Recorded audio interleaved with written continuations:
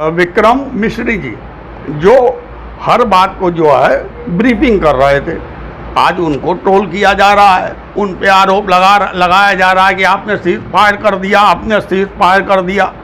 तो भैया मैं इनके जो है भाजपा के आईटी सेल और ट्रोल आर्मी को ये कहना चाहता हूँ कि सब कमज़ोर है आपके अनुसार, तो सबसे मजबूत तो हमें मोहन भागवत जी नज़र आते हैं, जिन्होंने कभी कहा था कि जितना देर में सेना को अगर 3 दिन लगेगा तैयार होने में युद्ध के लिए, तो संघी 3 मिनट में तैयार होकर लड़ने के लिए युद्ध के मैदान में चले जाएंगे।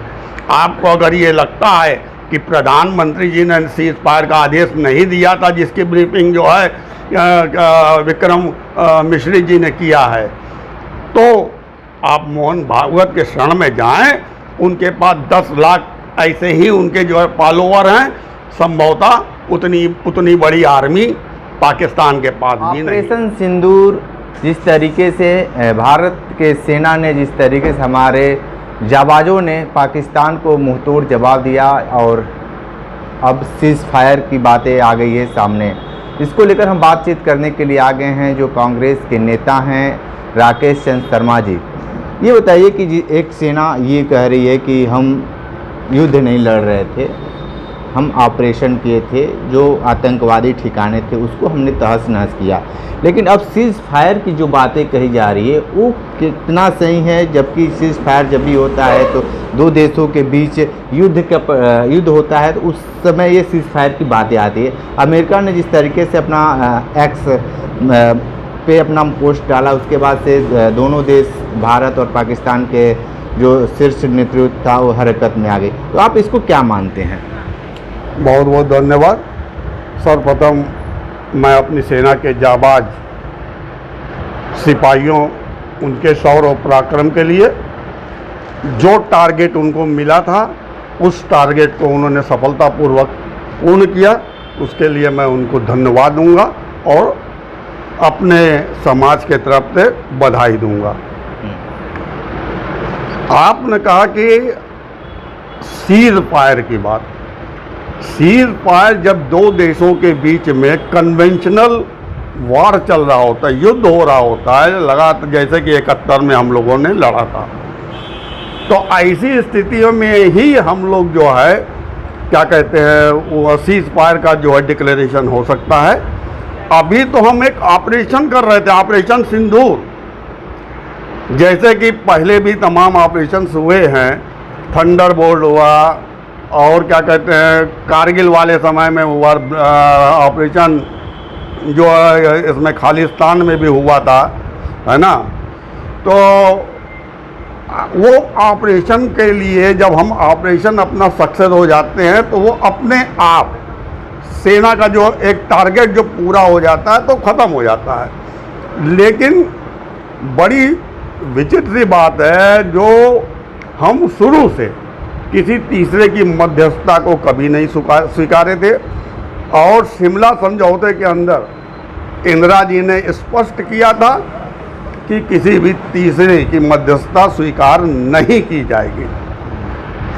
और लगातार चाहे वो कांग्रेस के प्रधानमंत्री रहे हों या अन्य पार्टी, इस बीच में अन्य पार्टियों के भी प्रधानमंत्री रहे हैं, उसमें वाजपेयी जी भी रहे हैं, अटल बिहारी वाजपेयी जी भी रहे हैं। उन्होंने भी अपने समय में जब हुआ था कारगिल वाला उसमें, और तमाम देशों ने मध्यस्थता करने की पेशकश की थी, मगर सबने उसको उनके उस प्रपोजल को ठुकरा दिया था। तो ऐसा आज क्या हो गया कि अचानक अमेरिका जो है पहले दोनों का साथी, दोनों का दोस्त बना हुआ रहा और कह रहा था हम भाई आप लोग आपस में बैठ के विचार कर लिए, लेकिन कहीं ना कहीं से उसके पास ये था, चाहे पाकिस्तान इंडिया से भी, दोनों तरफ से, कि ठीक है आप मध्यस्थता करिए। यानी हम लोगों ने सबसे बड़ी गलती की कि किसी थर्ड पार्टी का मध्यस्थता स्वीकार किया गया, और तब उसने कहा कि भाई जो है सीज फायर हो गया। अब उसने सीज फायर कैसे कह दिया? क्या युद्ध चल रहा था ये तो हमारे प्रधानमंत्री जी को सामने देश की जनता के सामने आके बताना चाहिए कि हम छद्म युद्ध लड़ रहे थे, कि कन्वेंशनल वार चल रहा था, हम गोला दाग रहे थे, हमारी जहाज़ें, हमारे सेना उनके क्षेत्र के अंदर घुस रही थी, या वो लोग हमारे यहाँ आ रहे थे तो रिटेलिएशन करके हमने उन्हें खदेड़ दिया। कुछ ऐसी बातें मोदी जी को आकर के सामने आके जनता को बताना चाहिए। अच्छा, उधर देखिए मज़ा कि सबसे पहले अमेरिका थे जो हमारे ट्रम्प साहब हैं, उन्होंने कहा कि हम सीज फायर हो गया, मध्यस्थता हमने किया, और उसके 20-25 मिनट बाद भारत के तरफ से बात आई कि हमारे DGMO के स्तर पर भारत और पाकिस्तान के अधिकारियों ने सहमति बना ली है और सीज फायर डिक्लेयर कर दिया गया भारत की तरफ से। और उसके 5 या 10 मिनट बाद जो है पाकिस्तान की तरफ से भी यह स्वीकारा गया कि DGMO स्तर से वार्ता हुई है और सीज फायर कर दिया गया।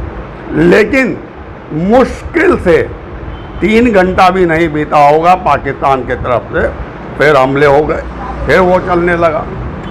तो अब ये समझ नहीं आ रहा इसके पीछे क्या खेल है, क्या राज है। कुछ ना तो कुछ राज भारत सरकार जो है अपने देश की जनता से छुपा रही है, क्योंकि पाकिस्तान तो जिस दिन से पुलवामा हुआ, अगर आप ध्यान दीजिएगा तो लगातार जो है सीज फायर का उल्लंघन करता चला आ रहा है लगातार। और हमने जो है अपना प्रोटेक्शनल जो हमारे एक्शन थे आतंकवाद के आतंकी ठिकानों पर ही हमने निशाना बनाया, ना कि सीज फायर का कहीं उल्लंघन किया। हमने कहीं नहीं किया। हाँ, उनके तरफ से दौड़ भी आए, पलाने भी आए, और जो भी हुआ S-400 रशिया का जो था उसने उनकी तरफ से फेंके गए मिसाइलों को जो है नापाक इरादों को ध्वस्त कर दिया। वह हमारी योग्यता रही, हमारी सेना की योग्यता रही, और सेना ने लगातार अपने पराक्रम का और शौर्य का और साथ में धैर्य का सरकार के जो निर्देश थे उसको धैर्यपूर्वक निर्वाह किया और अपने राष्ट्र और देश की सुरक्षा में लगे रहे। लेकिन जिस तरीके से लगातार विपक्षी नेता राहुल गांधी लगातार आप पार्लियामेंट बुलाने की बात कर रहे हैं, उस पर भी कोई विचार नहीं किया जा रहा है। लेकिन लगातार जिस तरीके से लगातार सीज फायर की बातें, और लगातार अब ये देखा जा रहा है कि पूर्व प्रधानमंत्री इंदिरा गांधी का अब लगातार वीडियो और फोटो वायरल बहुत तेज़ी से हो रहे हैं, और हर लोग कह रहा है कि इंदिरा गांधी ने इस तरीके के उस समय किया। देखिए, इंदिरा गांधी जी का कोई मैच भारत के इतिहास में अगर देखेंगे तो नेहरू जी, और नेहरू जी से भी ज़्यादा निर्णय लेने वाली इंदिरा गांधी ही थी, और उन्होंने कभी भी अपना शीश किसी के सामने झुकाया नहीं। जब अमेरिका ने इंदिरा जी को धमकी दी थी कि हम अपना 7वां बेड़ा आपके खिलाफ उतार देंगे अगर पाकिस्तान और बांग्लादेश के बीच में आपने इंटरफेयर किया तो, लेकिन इंदिरा जी दृढ़ संकल्पित थी। वह अपने क्षेत्र से किसी भी प्रकार का पूर्वी और पश्चिमी पाकिस्तान के बीच में किसी भी प्रकार के हवाई उड़ान को नहीं चाहती थी, क्योंकि उससे भारत को खतरा था। तो इसको रोकना जो है इंदिरा जी के लिए सबसे प्रथम प्रायोरिटी के रूप में जो है उसको ध्यान में रखते हुए उन्होंने अमेरिका को जवाब दिया था, 7वां नहीं तुम 8वां बेड़ा भी उतार लो, लेकिन बांग्लादेश बनेगा। यह होता है दृढ़ संकल्प और इच्छा शक्ति।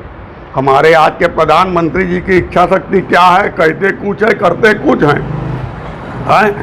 अब पुलवामा, अब क्यों नहीं राहुल गांधी जी जो कह रहे हैं कि आप जो है आप 2 बार आपने जो है सर्वदलीय बैठक बुलाई, मगर वहाँ से हमारे दोनों बार प्रधानमंत्री जी नदारत रहे। क्यों नदारत रहे भाई? जबकि पूर्ण जिम्मेदारी आप पहले के भी देखिए, हम 62 का युद्ध हारे भी थे तो भी नेहरू जी सामने आए थे जनता के बीच में, और देश की जनता को उन्होंने संबोधित किया था। आप तो जीत रहे हो, गोदी मीडिया से पूछिएगा तो हमको तो लगता है इस्लामाबाद भी जीत लिया गया, पाकिस्तान को जो है वो कर दिया गया।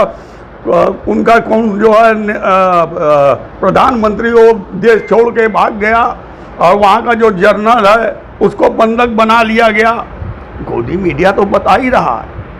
इसके बाद तो आपको एकदम सीना 56 इंच का है, तो आपको चौड़ा होकर निकल के बोलना चाहिए कि हमने ये चीज़ कर लिया है। जो समाचार आप पा रहे हैं ये अब आज की बात बता रहा हूँ। जो दोनों सेना की जो महिलाएं थी, अंसारी और जो कहते हैं हाँ सिंह, इनके बीच में थे वो विक्रम मिश्री जी, जो हर बात को जो है ब्रीफिंग कर रहे थे। आज उनको ट्रोल किया जा रहा है, उन पे आरोप लगाया जा रहा है कि आपने सीज फायर कर दिया, आपने सीज फायर कर दिया। तो भैया मैं इनके जो है भाजपा के IT सेल और ट्रोल आर्मी को ये कहना चाहता हूँ कि सब कमज़ोर है आपके अनुसार। तो सबसे मजबूत तो हमें मोहन भागवत जी नज़र आते हैं, जिन्होंने कभी कहा था कि जितना देर में सेना को अगर 3 दिन लगेगा तैयार होने में युद्ध के लिए, तो संघी 3 मिनट में तैयार होकर लड़ने के लिए युद्ध के मैदान में चले जाएंगे। आपको अगर ये लगता है कि प्रधानमंत्री जी ने सीज फायर का आदेश नहीं दिया था, जिसकी ब्रीफिंग जो है विक्रम मिश्री जी ने किया है, तो आप मोहन भागवत के शरण में जाएं। उनके पास 10 लाख ऐसे ही उनके जो है फॉलोअर हैं। संभवतः उतनी बड़ी आर्मी पाकिस्तान के पास भी नहीं है। साथ ही में करनी सेना है, बजरंग दल है, और आप लोग स्वयं जो सबको दोष गिनवाने पे उतारू रहते हो, वो स्वयं खुद आप लोग जो है मैदान में जाइए, बॉर्डर क्रॉस करिए और देखिए बॉर्डर क्रॉस करने के पहले आपको कौन रोकता है। भारत सरकार रोकती है कि आपके कदम खुद रुक जाते हैं, और तब तय करिएगा कि किसने सीज फायर रुकवाया, और अगर नहीं रुकवाया तो आप घुस करके, हम समझते हैं पाकिस्तान के अंदर घुसिए और पाकिस्तान सेना और वहाँ की जनता आवाम को अपना खुला संदेश दीजिए कि अब हम अखंड भारत चाहते हैं। बिल्कुल। तो आप सुन रहे थे राकेश चंद्र शर्मा जी बहुत सारी बातें बताए हैं, सीज फायर से लेकर ऑपरेशन सिंदूर तक लगातार ये इंटरव्यू कर रहे थे। तो हमारे साथ बने रहिए कांडी बनारसी के साथ। हमें दीजिए इजाज़त, नमस्कार।